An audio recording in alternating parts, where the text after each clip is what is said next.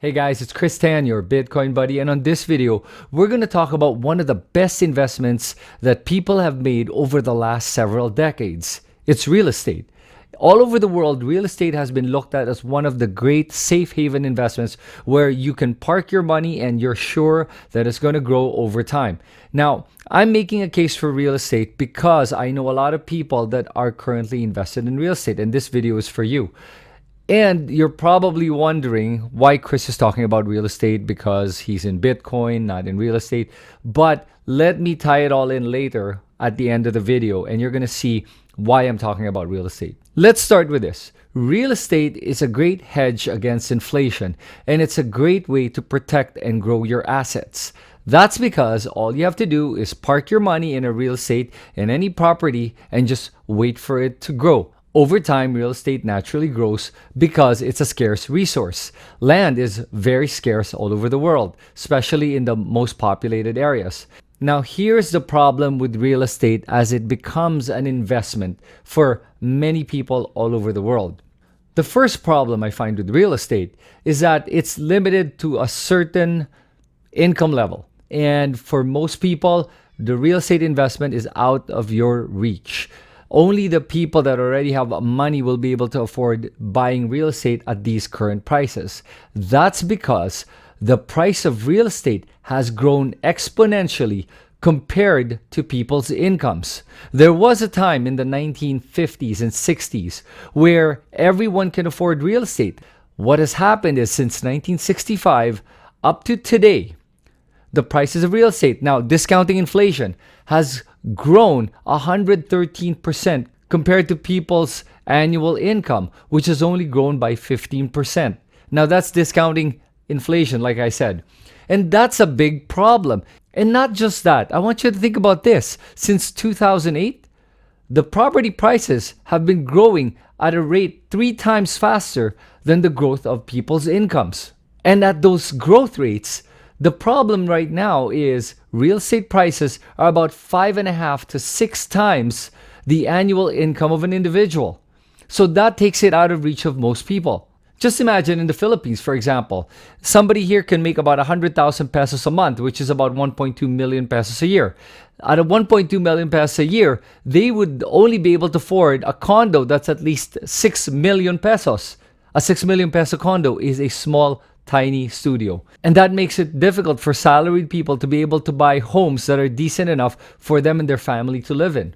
And can you imagine if you have to buy a home and you would have to at least get a mortgage for about 10 to 15 years just to be able to pay off that mortgage? And not only that, add on the interest cost. In the Philippines, the interest is about 6 to 8% for a mortgage.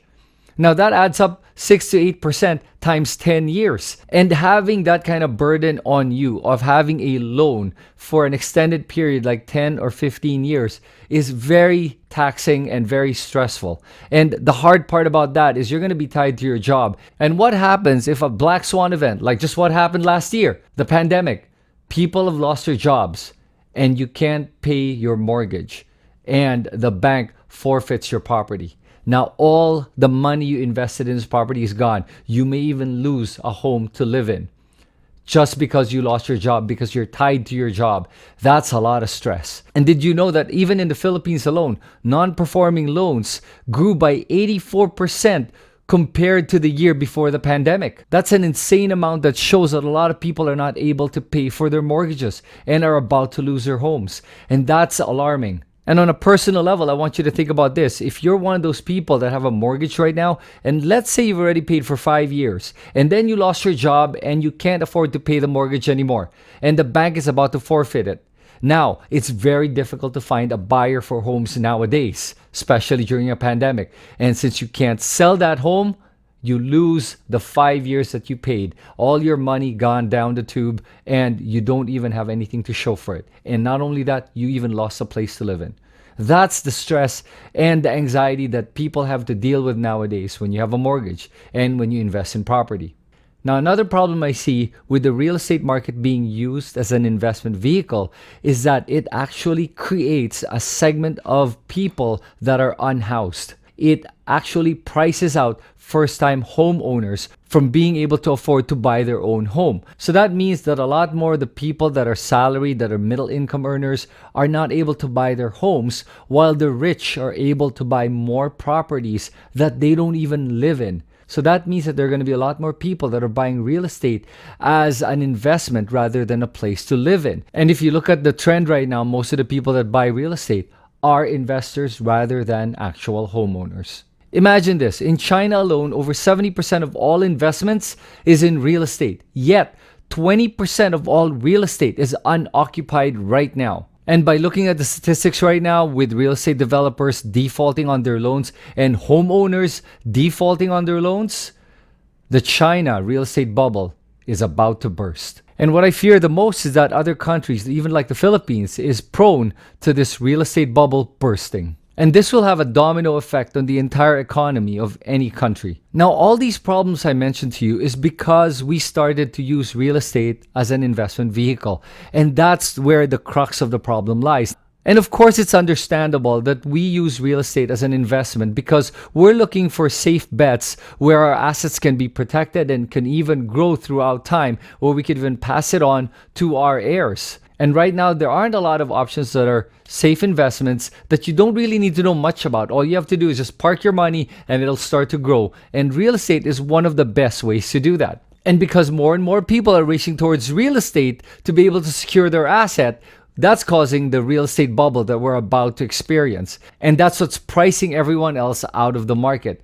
Because the fact is, you cannot buy 1 square meter of any property. You'd have to buy the whole thing. And that's why a lot of the middle class will not be able to afford to buy their own property. Now, I think that governments have to be able to figure out a way to intervene so that housing prices are not growing astronomically. Canada seems to have a solution for this. Now, if the current Prime Minister Trudeau gets reelected again, what he's going to do is he's going to ban foreign ownerships for the next 2 years so that it'll cool off the already heated real estate market. And I think that's the right step to go. And I think governments all over the world should look at that as a way to figure out how to be able to stop this exponential growth in price of real estate. And by keeping the prices at manageable levels, you actually protect your citizens so that they can afford to buy the real estate and have a home that they deserve to be able to live in. But in lieu of government intervention, there is a solution to the real estate problem. You know what it is? You guessed it, Bitcoin. You're probably asking yourself right now, how does Bitcoin solve the real estate investment problem? Number one, Bitcoin is non-sovereign and it's borderless. That means no government controls Bitcoin and it's not situated in any country, and that makes Bitcoin a great asset to hold because of the fact that no government can control Bitcoin. Number two, it is the fastest growing asset over the last decade, for more than a decade, and it's going to continue to be the fastest growing asset for the next decades to come. While real estate is a great investment, its growth is dwarfed by the growth of Bitcoin year on year. Bitcoin is maintenance free and it doesn't cost you anything to hold it. Think about it. With real estate, you have to pay real estate taxes, you have to have maintenance, you have to take care of the property, and all these other things. With Bitcoin, there are no expenses involved. Once you buy a Bitcoin, you hold it and just watch it grow. Number four, Bitcoin is so much easier to sell than real estate. Imagine if you have to sell your house or your condo or your land. It is very difficult to sell. It'll take you about 6 months to a year to be able to sell it. Unlike Bitcoin, if you need to dispose it, snap your fingers and it's disposed. Number five, Bitcoin is scarce. Even compared to real estate, which is already fairly scarce, Bitcoin is much scarcer. Why? Because in real estate, developers can keep developing taller buildings, higher buildings, and look for more land to be able to build more properties. But with Bitcoin, there is only 21 million, and it'll never, ever grow beyond 21 million. So it is the scarcest asset in the entire world right now. And because of that reason, Bitcoin will continually be going up in value. Remember that the money supply is always increasing while the Bitcoin supply is hard capped at 21 million. That just means that as the money supply grows, Bitcoin's price starts to rise with it.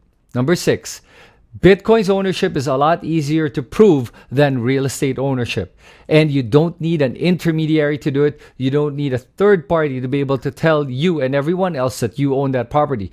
because Bitcoin's ownership is irrefutable, immutable, and verifiable by everyone and anyone. Number 7, the great thing about Bitcoin is that you don't have to buy a whole Bitcoin to be able to start investing in it. Unlike property, where you can't buy 1 square meter, like I said, Bitcoin, you can buy a fraction of a Bitcoin. So that opens up Bitcoin to a much larger market compared to the real estate market, where the real estate market is only afforded by the richest people in the world. With Bitcoin, anyone and everyone can start investing Bitcoin with whatever money they currently have. And with that, they're able to grow and secure their asset and be able to hedge against inflation. So if you're one of these people that are actually considering buying property right now, well, I've just given you a best case on why you should buy Bitcoin instead of property. And those are all the reasons why Bitcoin right now is becoming one of the best investments to make as compared to any other assets out there. And the best part of all of this is that now with Bitcoin, the masses, the people, everyone, not just the rich, can afford to be able to invest in something that'll protect their assets and grow their assets. And it's affordable and available for everyone. So I hope what I said made sense today, and I hope you guys enjoyed this video. And if you did, please subscribe to my YouTube channel by clicking on the link below and click on that notification bell so you're notified of my latest videos. Thanks so much, everyone. I'll see you on the next video.